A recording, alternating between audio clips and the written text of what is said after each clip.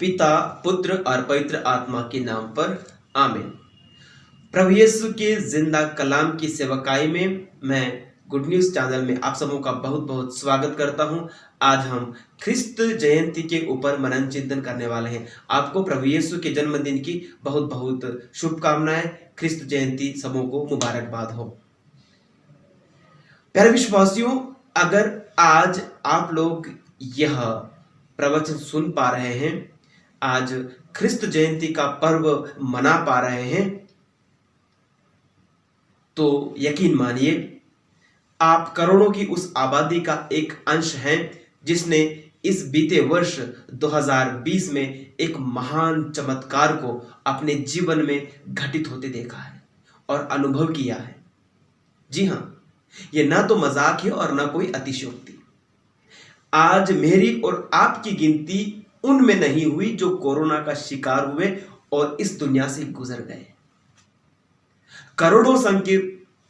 करोड़ों संक्रमित हुए, लाखों मर गए और हजारों आज की तारीख में भी संक्रमित हैं। विश्व स्वास्थ्य संगठन से लेकर स्थानीय प्रशासन ने, मीडिया से लेकर इंटरनेट ने, सबों ने हमें कोरोना के बारे में और उससे बचाव के विषय में बहुत कुछ बताया, पर साथ ही साथ हमारे अंदर बहुत ही ज्यादा नकारात्मकता भरने का काम भी किया गया। कईयों ने तो यह तक कह दिया था कि यह वायरस हमारे वजूद को मिटा देगा। एक पूर्ण असमंजस, अनिश्चितता और खौफ और भय के माहौल में हम जी रहे हैं। हमें शुरुआती दौर में लाखों लाशों के ढेर दिखाए गए, कुछ सच्चे तो कुछ झूठे दावे किए गए। इलाज या दवाई तो इसकी कुछ है नहीं, फिर भी अस्पतालों में लोगों को भर्ती किया जाता रहा और मरने वालों से ज्यादा लोग ठीक भी होते रहे, पर हमें डर से बाहर नहीं आने दिया गया। इस बात पर हमें यकीन नहीं करने दिया गया कि मनुष्य और सारी दुनिया को बनाने वाला ईश्वर अब भी जीवित है। हमें बारंबार यह बताया गया कि इस महामारी का अभी तक कोई इलाज नहीं मिला है, यानी कोई मानव निर्मित समाधान अभी तक नहीं मिला है। मनुष्य ने इसका इलाज अभी तक नहीं खोजा है। इसका टीका बनने तक हमें इस समस्या से दो हाथ होते रहना पड़ेगा। यानी कुल मिलाकर हमारा ज्यादा से ज्यादा ध्यान मानवीय समाधान की ओर केंद्रित किया गया। हमारे अंदर यह बात डाली जाती रही कि टीका ही इस महामारी का सफल व साकार समाधान है। यहां पर हम टीके का कोई विरोध नहीं कर रहे हैं, न ही इसको लेकर कोई शक है कि टीका काम करेगा, टीका कारगर सिद्ध होगा, पर इसके पीछे कहीं ना कहीं हमने ईश्वर की ताकत को कमजोर किया है या फिर उनकी शक्ति को नजरअंदाज किया है। हमने ईश्वर के सामर्थ्य को टीके की तुलना में, अर्थात मानव निर्मित समाधान की तुलना में कम या छोटा आंका है। क्या आज अधिकतर लोग कोरोना के टीके के लिए बेसब्री से इंतजार नहीं कर रहे हैं? और क्या ऐसी उम्मीद नहीं कर रहे हैं कि एक बार टीका आ जाएगा तो सब ठीक हो जाएगा? पर क्या हम वास्तविकता से वाकिफ नहीं हैं? क्या जिन बीमारियों का इलाज हमारे हाथ में है, क्या उनकी दवाइयों से हमने सब लोगों को बचा लिया है? क्या कोई भी दवाई 100% कारगर सिद्ध हुई है? नहीं ना। तो फिर हम क्यों मानव और मानव निर्मित चीजों पर ईश्वर से अधिक विश्वास रख रहे हैं? क्या कोई दवाई, कोई टीका, कोई इलाज हमारे सामर्थ्यवान ईश्वर से बढ़कर हो सकता है? क्या आज तक किसी ने समुद्र को 2 भागों में बांटा है? समुद्र को 2 भागों में बांटकर रास्ता बनाया है? क्या किसी ने आदेश देकर तूफान को शांत किया है? या किसी ने 4 दिन से कब्र में पड़े मुर्दे को जिलाया है? क्या मरुभूमि में जल स्रोत बहाने और तूफानों के रुख मोड़ने वाला ईश्वर हमें एक छोटे से वायरस से बचाने में असमर्थ हो गया है? हरगिज नहीं। वह सामर्थ्यवान ईश्वर एक बार फिर हमारे मानव इतिहास में दस्तक दे रहा है।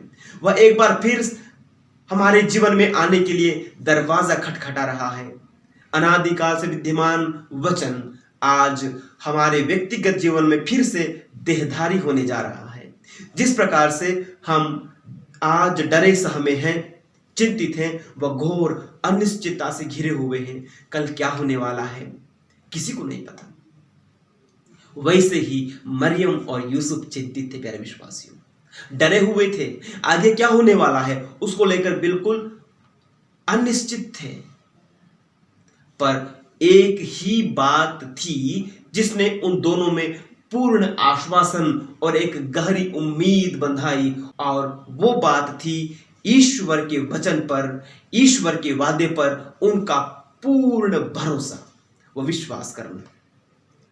इसलिए एलिजाबेथ मरियम को धन्य मानते हुए कहती हैं, धन्य है आप जिन्होंने यह विश्वास किया कि प्रभु ने आपसे जो कुछ कहा है वह सब पूरा हो जाएगा। प्यारे मित्रों, मरियम ने विश्वास किया कि ईश्वर ने जो कुछ उनसे कहा है वह उनके जीवन में पूरा हो जाएगा, और हम देखते हैं वह वास्तव में पूरा हो जाता है। मरियम ने कहा, देखिए मैं प्रभु की दासी हूं और आपका कथन मुझ में पूरा हो जाए। और वही क्षण था जब ईश्वर का वचन उनकी कोख में देह धारण करता है। अदृश्य ईश्वर शरीर रूप में मानव बनकर इस धरा पर आ जाता है। यदि आज हम उस यीशु पर पूर्ण भरोसा रखें तो जितने भी वादे उन्होंने पवित्र बाइबल में किए हैं वे सारे के सारे वादे ईश्वर हमारे जीवन में आज पूरा करेंगे। प्यारे मित्रों, इस ख्रिस्त जयंती पर यीशु को अपने जीवन में आने दें, उन्हें अपने जीवन पर अधिकार लेने दें। हम ये जाने कि यह दुनिया उन्हीं के अधीन है और उनके नियंत्रण में है, न कि किसी वायरस या किसी दुनियाई ताकत के नियंत्रण में। थिस्सलुनीकियों को लिखे पत्र अध्याय 1 वचन 17 व 18 में हम पढ़ते हैं, वह समस्त सृष्टि से पहले से विद्यमान है और समस्त सृष्टि उनमें टिकी हुई है। इस महामारी के द्वारा ईश्वर सारी मानव जाति को नींद से जगाने का आह्वान कर रहे हैं। यह मनुष्यों के लिए इस गलतफहमी से पर्दा हटाने का आह्वान है कि वे इस दुनिया को चला रहे हैं। वह विज्ञान और तकनीकी विकास व उपलब्धियों पर दम भरकर यह सोचना कि उन्हें ईश्वर की अब कोई जरूरत नहीं। प्रभु का वचन कहता है, मुझसे अलग रहकर तुम कुछ भी नहीं कर सकते। यूहन्ना 15:8। तो आइए प्यारे मित्रों, हम इस संकट के समय ईश्वर से जुड़े रहें। हमें निराश, हताश, मायूस और दुखी होने का कोई कारण नहीं हो सकता जब यीशु हमारे बीच मनुष्य बनकर आए हैं। उनका नाम इम्मानुएल है, जिसका अर्थ है ईश्वर हमारे साथ। और संत पौलुस कहते हैं, यदि ईश्वर हमारे साथ है तो कौन हमारे विरुद्ध हो सकता है। जी हां, न कोरोना, न भूख, न भविष्य की चिंता, न मौत हमारे विरुद्ध हो सकते हैं। इस संदर्भ में मैं कहना चाहूंगा, ईश्वर पर भरोसा रखने का आशय सिर्फ इस दुनिया में अपने जीवन को सुरक्षित करना नहीं है। यदि हम हमारी शारीरिक मौत और भौतिक सुरक्षा तक ही सीमित हैं तो फिर हमें उसके लिए ईश्वर पर आश्रित रहने की कोई जरूरत नहीं। पर यदि हम अनंत जीवन के अभिलाषी हैं और यदि हम यीशु के साथ हमेशा की जिंदगी चाहते हैं, वह जिंदगी जिसे यीशु हमें दिलाने के लिए इस संसार में आए, तो फिर हमें इस दुनिया और दुनिया की ताकतों के डर व भय से ऊपर उठने की जरूरत है। प्रभु का वचन कहता है, उनसे नहीं डरो जो शरीर को मार डालते हैं किंतु आत्मा को नहीं मार सकते। मत्ती 10:28। हमारा मन क्यों कोविड जैसी समस्या के सामने विचलित व भयभीत हो जाता है? क्योंकि हमने हमारे ईश्वर की ताकत व उसकी महानता व उसकी महिमा को नहीं जाना है। यदि हम ईश्वर की ताकत को पहचानते व उस पर विश्वास करते तो किसी भी चीज से नहीं डरते, बिल्कुल नहीं डरते। प्यारे मित्रों, चरनी में जन्मा बालक यीशु कोरोना से जो एक महज सूक्ष्म कण है, बहुत विशाल है, बहुत महान है। पवित्र बाइबल हमें बतलाती है, तुम्हारा प्रभु ईश्वर ईश्वरों का ईश्वर और प्रभुओं का प्रभु है। वह महान, शक्तिशाली, भीषण ईश्वर है। विधि विवरण ग्रंथ अध्याय 10 वचन 17। और यूहन्ना का पहला पत्र अध्याय 4 वचन 4 में संत यूहन्ना कहते हैं, बच्चों तुम ईश्वर के हो और तुमने उन लोगों पर विजय पाई है, क्योंकि जो तुम में है वो उससे महान है जो संसार में है। जो तुम्हारे अंदर है वो उससे महान है जो संसार में है। जी हाँ, जो यीशु हमारे अंदर है वो उस कोरोना से, जो आज एक भयावह खौफ बनकर संसार में घूम रहा है, कई गुना महान है। कोविड-19 के मनुष्य में संक्रमण का इतिहास सिर्फ 1 साल पुराना है और पवित्र वचन हमें बतलाता, पवित्र बाइबल हमें बतलाती है कि प्रभु यीशु आदि से विद्यमान वचन है। संत यूहन्ना अध्याय 1 वचन 1। आदि में शब्द था, शब्द ईश्वर के साथ था और शब्द ईश्वर था, वह आदि में ईश्वर के साथ विद्यमान था। कोरोना का प्रभाव कब तक रहेगा हमें पता नहीं, पर हमारा ईश्वर अनंत काल तक जीवित रहेगा, यह हम जानते हैं। प्रकाशना ग्रंथ अध्याय 1 वचन 8 और 18 में प्रभु का वचन कहता है, जो है, जो था और जो आने वाला है, वही सर्वशक्तिमान ईश्वर कहता है, अल्फा और ओमेगा मैं हूं, आदि और अंत मैं हूं, जीवन का स्रोत मैं हूं। मैं मर गया था और देखो मैं अनंत काल तक जीवित रहूंगा।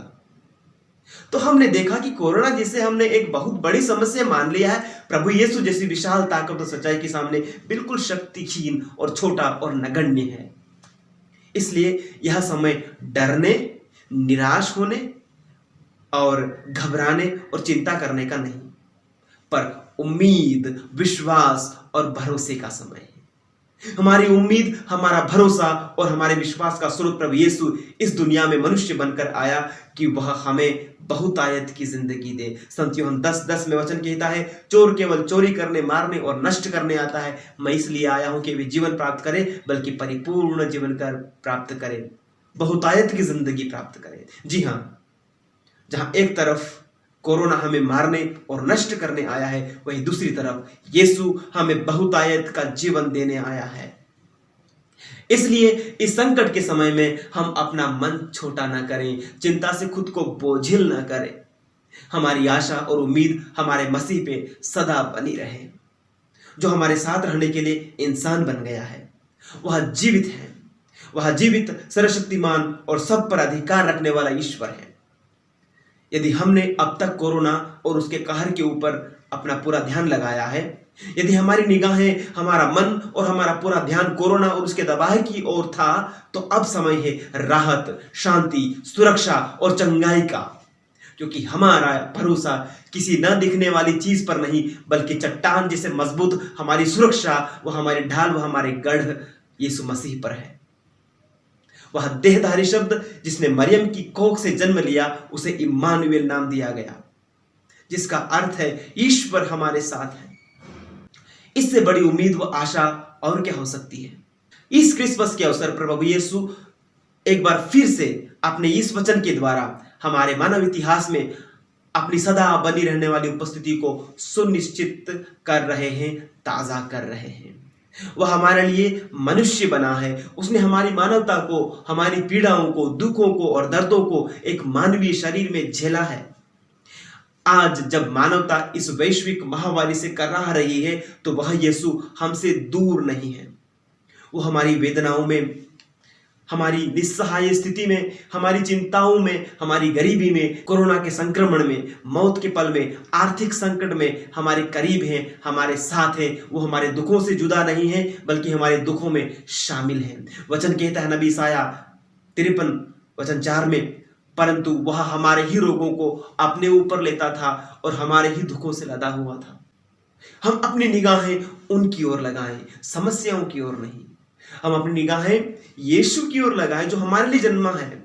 समस्या, यदि हम समस्याओं के ऊपर ही ध्यान देते रहेंगे, समस्याओं के ऊपर ही मनन ध्यान करते रहेंगे, तो हमें स्वाभाविक है डर लगेगा, चिंता होगी। वो हमारे सारे रोगों को, दुखों को अपने कंधों पर लाद कर कलवारी पर जाकर अपनी मौत के साथ उन्हें नष्ट करने इस दुनिया में आया है। हमें जरूरत है अपने विश्वास की आंखें खोलने की। वो हमारे घरों में, हमारे दफ्तर में, हमारे स्कूलों में, हमारे अस्पतालों में, हमारी संस्थाओं में, हर जगह है।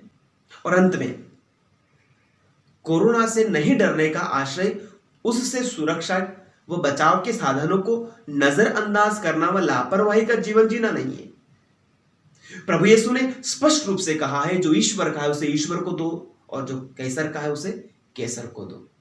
तो हमें सबसे पहले अपना जीवन, अपनी उम्मीद, अपनी आशा, अपना भरोसा, वो विश्वास ईश्वर पर रखना है और इसके साथ ही जो कैसर का है उसे कैसर को देना है। अर्थात सुरक्षा के जितने भी सारे कायदे कानून व एहतियात के सारे काम है जो हमें करना है कोरोना के बचाव के लिए, वो सब हमें करना है। हमें ईमानदारी से उन चीजों को भी करते रहना है और अपने जीवन द्वारा यीशु को महिमा देते रहना है। इमानुएल हर एक विश्वासी के जीवन में आकर सारे दुख, चिंता और भय को दूर करे। वो आपके जीवन का साथी बनकर सदा आप लोगों के साथ रहे। सबों को मेरी ओर से अ वेरी हैप्पी क्रिसमस, क्रिस्त जयंती सबों को मुबारकबाद।